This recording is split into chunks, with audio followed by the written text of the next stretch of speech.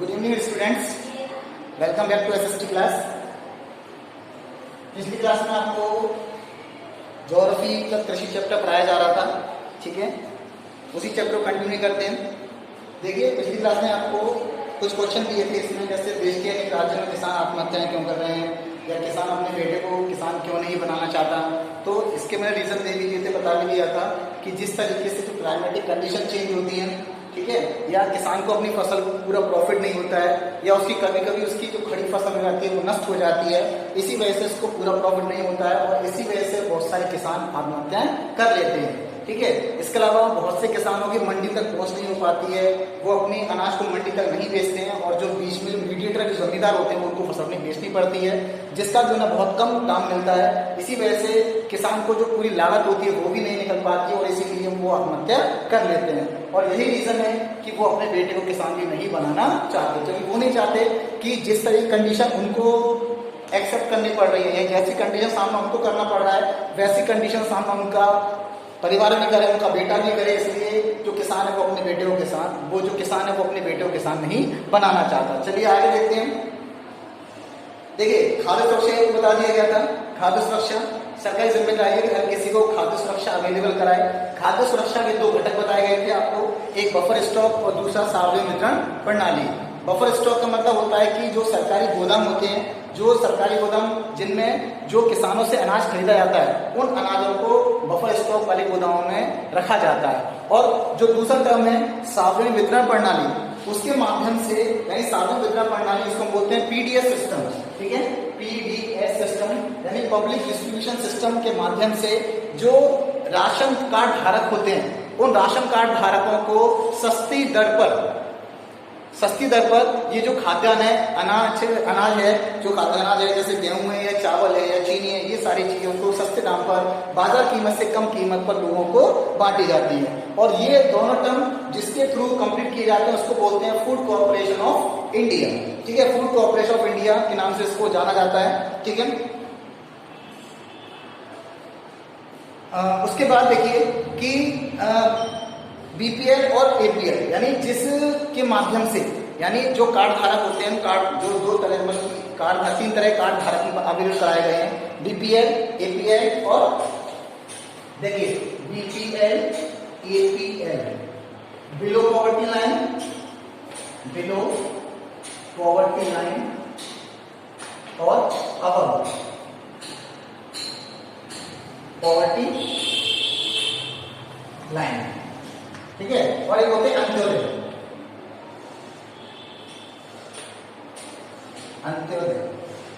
ठीक है। तो ये तीन तरह कार्ड होते हैं। बीपीएल बिलो पॉवर्टी लाइन यानी जो गरीबी रेखा से नीचे वाले लोग होते हैं उनको, उनके पास बीपीएल वाला कार्ड होता है। जो गरीबी रेखा से ऊपर होते हैं उनको, उनके पास एपीएल यानी अबव पॉवर्टी लाइन वाला कार्ड होता है। और जो सबसे गरीबों से गरीब होते हैं उनको बोलते हैं अंत्योदय कार्ड, ठीक है। गरीबी रेखा का मतलब होता है कि ऐसा व्यक्ति, यानी वो व्यक्ति जो कि पर डे अगर $1 से कम कमा रहा है, ठीक है, यानी विश्व बैंक के अकॉर्डिंग है कि जो व्यक्ति $1 से कम कमा रहा है पर डे, तो इसका मतलब वो व्यक्ति गरीबी रेखा से नीचे है। और जो व्यक्ति $1 से ज्यादा कमा रहा है, इसका मतलब वो व्यक्ति गरीबी रेखा से ऊपर है। तो इस तरीके से ये तीन तरह कैटेगरी बांटी गई है। Below poverty line BPL card धारक, एपीएल अबव पॉवर्टी लाइन यानी गरीबी रेखा से ऊपर वाले, अंततः गरीबों से भी गरीब वाले। इन तीनों ही लोगों को जो भारतीय खाद्य निगम का जो टर्म है पीडीएस सिस्टम है, उसके माध्यम से अनाज का वितरण किया जाता है, यानी अनाज सस्ती दर पर उपलब्ध कराया जाता है। और तीनों की जो रेट है वो तीनों की अलग अलग है, ठीक है। बिलो पॉवर्टी लाइन में अनाज की कीमत कुछ कम होगी, ठीक है, उससे थोड़ी सी ज्यादा एपीएल में, और सबसे कम कीमत जो होती है अंत्योदय, ये अंत्योदय कार्ड में होती है। इस तरीके से इन तीनों कार्ड धारकों के आधार पर जो सार्वजनिक वितरण प्रणाली है उसके माध्यम से लोगों को राशन वितरण कराया जाता है। लेकिन अगर हम भारत के अंदर देखें, प्रति वर्ष की कीमत भी अलग अलग है, लेकिन ये परिगण पूर्ण नहीं है, क्योंकि इससे अनेक हकदार गरीब लोग बीपीएल वर्ग से बाहर हो गए हैं और कई एपीएल श्रेणी के लोग एक फसल खराब होने से ही बीपीएल श्रेणी में आ जाते हैं। यानी कि ये तीन कंडीशन बनाई तो गई हैं, लेकिन फिर भी भारत में पर्याप्त इसलिए नहीं है कि बहुत सारे लोग ऐसे हैं जो कि बीपीएल श्रेणी के हकदार हैं, लेकिन फिर भी वो एपीएल में आ जाते हैं। और कभी कभी ऐसा होता है कि एपीएल वाले जो कार्ड धारक हैं, ठीक है, एपीएल वाले लोग हैं यानी गरीबी रेखा से ऊपर वाले लोग हैं, अगर इनकेस कभी इनकी फसल खराब हो जाती है तो वो फौरन किस में आ जाते हैं, बीपीएल वाली श्रेणी में आ जाते हैं और बीपीएल वाली श्रेणी का वो लोग फायदा उठाते हैं। भाई जैसा कि हमने देखा कि जैसे इस समय लॉकडाउन वाला चल रहा है, कोरोना वायरस की महामारी फैली हुई है, तो भारत सरकार द्वारा बहुत सारी योजनाएं लागू की गई हैं, ऋण देना, रोजगार के लिए ऋण देना, ठीक है, या मकान के लोन मिलना, सब्सिडी मिलना, तो ये सारी चीजें सरकार द्वारा लोगों को अवेल कराई जाती है। लेकिन उसमें भी सबसे पहली कंडीशन क्या है कि लोगों के पास क्या होना चाहिए, बीपीएल कार्ड, ठीक है। तो जिन लोगों के पास बीपीएल कार्ड होगा तो सरकारी योजना का सबसे पहला लाभ किसे दिया जाएगा, बीपीएल कार्ड धारकों को, ठीक है। बहुत सारे लोग हैं, जैसे गवर्नमेंट ने पैसा दिया कि कुछ पैसा दिया जा रहा है, तो वो पैसा सबसे पहले कहाँ आएगा, बीपीएल कार्ड धारकों को। तो इसी वजह से बहुत सारी कंडीशन ऐसी होती है जिसमें कि लोग मतलब लालच की वजह से, सरकारी योजनाओं की लालच की वजह से बहुत सारे लोग ऐसे होते हैं जो कि है तो एपीएल श्रेणी के, लेकिन वो अपने आप किसमें कन्वर्ट करवा लेते हैं, बीपीएल श्रेणी में, ठीक है। और सरकारी सारी सुविधाओं का लाभ कौन ले लेता है, एपीएल वाले, और जो जिनको जो उसके हकदार है उनको ये प्रॉपर तरीके से हमको जो हक है उनको नहीं मिल पाता है, ठीक है। यदि सरकार उपयुक्त कृषि अवसंरचना ऋणों की सुविधा उपलब्ध कराती है और नई प्रौद्योगिकी के प्रयोग को बढ़ावा देती है तो प्रत्येक जिला और ब्लॉक को खाद्यान्नों के पैदावार में आत्मनिर्भर बनाया जा सकता है। यानी अगर सरकार प्रॉपर तरीके से प्रौद्योगिकी को बढ़ावा दे, ठीक है, प्रॉपर तरीके से लोन वगैरह दे लोगों को, तो प्रत्येक जिला स्तर पर, प्रत्येक ब्लॉक स्तर पर खाद्यान्नों की पैदावार को बढ़ाया जा सकता है, ठीक है। केवल गेहूं और चावल पर ध्यान देने की अपेक्षा उस क्षेत्र में उगने वाली खाद्य फसलों को बढ़ावा दिया जाना चाहिए जिसमें वृद्धि की बेहतर संभावनाएं हो। यानी कि ऐसा नहीं हो कि खाली चावल और गेहूं पर ही फोकस किया जा रहा है और बाकी जो खाद्यान्न फसलें उनका लगातार डिमोशन किया जा रहा है, जिससे क्या होता है कि जो बाकी जो खाद्यान्न फसलें वो लगातार पिछड़ती चली जाती हैं। और जो किसान है, जो कुछ किसान ऐसे जो कि लालचवश यानी इन व्यापारिक कृषि यानी कि चावल और गेहूं को ज्यादा फोकस करते हैं, उन पर ज्यादा ध्यान देते हैं, इसलिए वो बाकी फसलों पर ध्यान न देकर इन फसलों पर ज्यादा उड़ाते हैं।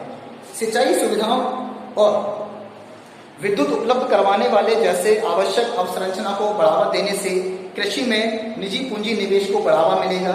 सतत पोषणीय आधार पर खाद्यान्न उत्पादन वृद्धि और अनाजों के व्यापार को बंधन से मुक्ति से भारी मात्रा में रोजगार पैदा होंगे और ग्रामीण क्षेत्रों में गरीबी भी घटेगी। यानी अभी भी ग्रामीण क्षेत्रों में बहुत सारे ऐसे लोग हैं जो किसान हैं जिनकी मंडी तक पहुंच नहीं है और वो अपने अधिशेष अनाज को मंडी तक नहीं पहुंचा पाते हैं। और मंडी तक ना पहुंचा पाते इसलिए उनको लगता है कि भाई घर में जो अनाज पड़ा हुआ रखा है, अगर बड़े बड़े सर जाएगा तो इससे अच्छा क्या है, वो अपने अनाज को गांव के किसी जमींदार को या किसी अन्य व्यक्ति को बेच देते हैं, जिससे कि उनको प्रॉपर फायदा नहीं होता है। तो सरकार को ये चाहिए कि वो एक तो अनाजों के व्यापार को बंधन से मुक्त करे और जो किसान है उनको पूरी प्रायोरिटी दी जाए कि वो अपना जो अनाज है वो किसी को भी बेच सके या उन किसानों की मंडी तक पहुंच होनी चाहिए, ठीक है। आज ही जैसे न्यूज़पेपर में दिया हुआ है, ठीक है, कि यूपी के अंदर कि जो भी किसान होते हैं वो पूरी तरीके से स्वतंत्र हैं कि वो अपने अनाज को किसी व्यक्ति को कहीं पर भी बेच सकते हैं। ये आज ही निकला हुआ है, न्यूज़पेपर में दिया हुआ था कि जो किसान वो ऐसा फाउंडेशन नहीं है कोई भी कि वो अपना अनाज किसी को ही बेचें या इस पर्टिकुलर पर्सन को बेचें, नहीं, उनके लिए फाउंडेशन नहीं है। अब वो अपना अनाज किसी को ही बेच सकते हैं, चाहे वो अनाज कितना भी क्यों ना हो, ठीक है। धीरे धीरे खाद्य फसलों की कृषि का स्थान फलों, तिलहनों, सब्जियों और औद्योगिक फसलों की कृषि लेती जा रही है। इससे अनाजों और दालों के अंतर्गत निवल बोया गया क्षेत्र लगातार कम होता जा रहा है। यानी कि हम प्रोजेक्ट में देख रहे हैं कि धीरे धीरे जो खाद्य फसलें हैं, ठीक है, खाद्य फसलों का स्थान उन व्यापारिक फसलों में ले लिया है, जैसे कि फल हैं, सब्जियां हैं, तिलहन हैं और औद्योगिक फसलें हैं।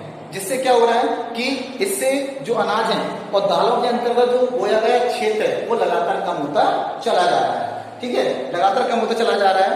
भारत की बढ़ती जनसंख्या के साथ घटता खाद्य उत्पादन देश की भविष्य की खाद्य सुरक्षा प्रश्न चिन्ह लगाता है, क्योंकि अगर ऐसे कंडीशन होती रही तो धीरे धीरे भारत में खाद्य का संकट उपलब्ध हो जाएगा और भारत की खाद्य की संकट की कमी का सामना करना पड़ सकता है। और एक समय ऐसा आएगा कि भारत में लगातार जो खाद्य सुरक्षा वो असुरक्षित हो जाएगी। भूमि के आवासन इत्यादि जैसे गैर कृषि भू उपयोगों और कृषि के बीच बढ़ती भूमि की प्रतिस्पर्धा के कारण बोए गए निवल क्षेत्रों में कमी आई है। भूमि की उत्पादकता ने घटती प्रवृत्ति दर्शानी आरंभ कर दी है। यानी जो बहुत सारे किसान लालचवश व्यापारिक कृषि पर ज्यादा फोकस कर रहे हैं, और व्यापारिक कृषि पर ज्यादा फोकस करने से क्या है कि दाल है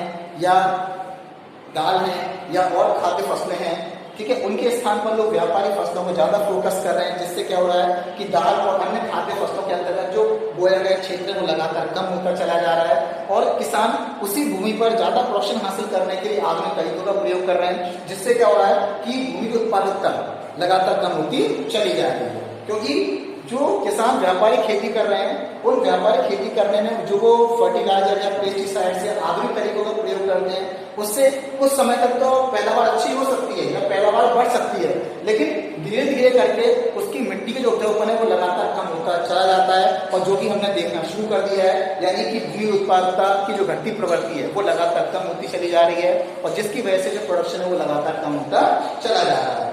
ठीक है, उर्वरक, पीड़कनाशी और कीटनाशी जिन्होंने कभी नाटकीय परिणाम प्रस्तुत किए थे को अब मिट्टी के निम्नीकरण का दोषी माना जा रहा है।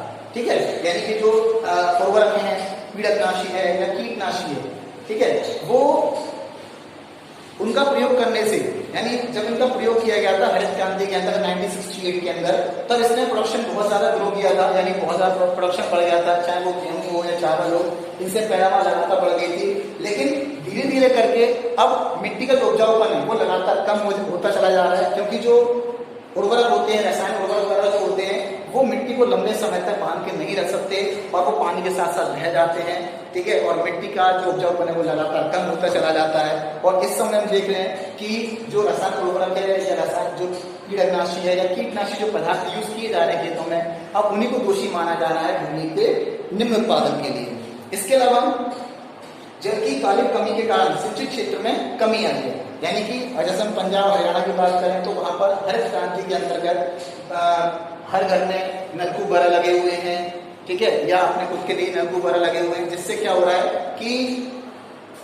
है कि लगातार कृषि के अंदर, यानी जो व्यापारिक फसलें जो बोई जा रही हैं उसके अंतर्गत जो किसान है वो पानी का भरपूर इस्तेमाल कर रहे हैं। अब पानी का भरपूर इस्तेमाल कर रहे हैं, जिससे क्या हो रहा है कि जो अंडरग्राउंड वाटर का लेवल है वो लगातार कम होता चला जा रहा है, यानी पानी का जो वाटर लेवल है वो लगातार कम होता चला जा रहा है, और जो पानी है, ठीक है, उसकी कमी का सामना लोगों को करना पड़ रहा है। ऐसा नहीं कि पंजाब में की कमी नहीं होगी, मतलब कभी न कभी तो ऐसा हुआ कि भूगर्भ का स्तर करेगा। अगर हम पिछले 30 साल का रिकॉर्ड देखें तो जो अंडरग्राउंड वाटर का लेवल है उसके अंदर 4 मीटर की गिरावट आ चुकी है, और यही कंडीशन रही। यानी अगर व्यापारिक फसलों को भी ज्यादा फोकस किया गया, और अगर व्यापारिक फसलों को ज्यादा फोकस किया गया और लगातार पानी का इस्तेमाल किया जाता है, तो आगे आने वाले समय में पानी का स्तर और ज्यादा कम हो जाएगा, और भारत के एक बहुत बड़े भाग को पानी कमी का सामना करना पड़ेगा। जैसे हम देखते हैं कि हर साल पानी कमी के कारण महाराष्ट्र में या चेन्नई में हमेशा सूखा पड़ता है, पानी कमी का सामना करना पड़ता है।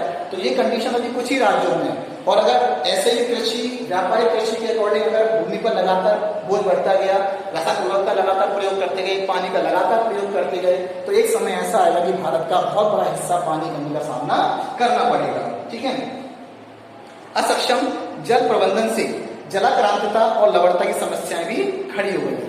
ठीक है, एक तो पानी का इस्तेमाल बहुत ज्यादा किया जा रहा है, ऊपर से उस पानी को बचाने के लिए कोई भी जल प्रबंधन तंत्र उपलब्ध नहीं है। सरकार ने बहुत कही कि मतलब कि जो वाटर हार्वेस्टिंग प्लांट है वो लगाया जाना चाहिए, कंपल्सरी भी कर दिया, लेकिन फिर भी बहुत सारे लोग इसको फॉलो नहीं करते हैं और लगातार पानी का इस्तेमाल करते चले जाते हैं। यानी कि जल बचाने का कोई स्पष्ट प्रबंधन नहीं है। इसके अलावा जल प्रबंधन नहीं है, जिससे क्या हो रहा है कि जो बाढ़ वाले एरिया है उनकी संख्या लगातार बढ़ती चली जा रही है, यानी कि पेड़ पौधों की लगातार कमी होती चली जा रही है, लगातार कृषि कार्य लगातार खत्म होता चला जा रहा है, जिसकी वजह से जो जलाक्रांतता यानी कि जो बाढ़ वाले क्षेत्र हैं उनकी संख्या लगातार बढ़ती चली जा रही है। और इसके अलावा जो लवणता है यानी कि मिट्टी का जो उपजाऊपन है वो भी लगातार खत्म होता चला जा रहा है। ठीक है,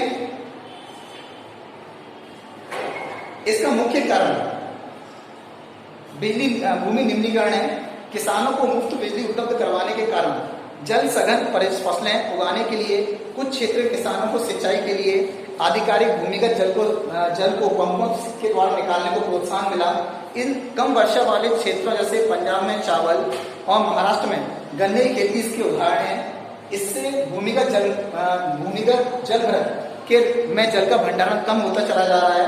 परिणाम स्वरूप कई कुएं और नलकूप सूख गए हैं। इससे सीमांत और छोटे किसान कृषि छोड़ने पर मजबूर हो गए हैं। भाई किसानों को मुफ्त बिजली उपलब्ध कराएगी सरकार के द्वारा, जिससे कि सरकार ने उसके लिए भूमिगत जो पंप वगैरह हैं या सामान है वो लगवाना शुरू कर दिया और पानी का भरपूर इस्तेमाल करते चले गए और व्यापारिक फसलों पर ज्यादा फोकस करते चले गए, जिसकी वजह से पंजाब में चावल, महाराष्ट्र में गन्ने की पैदावार ज्यादा होती चली गई और भूमिगत जल स्तर लगातार कम होता चला गया। जिससे क्या हुआ कि कुएं नलकूप लगातार सूखते चले गए और इसका सबसे बड़ा घाटा उठाना पड़ा किसको?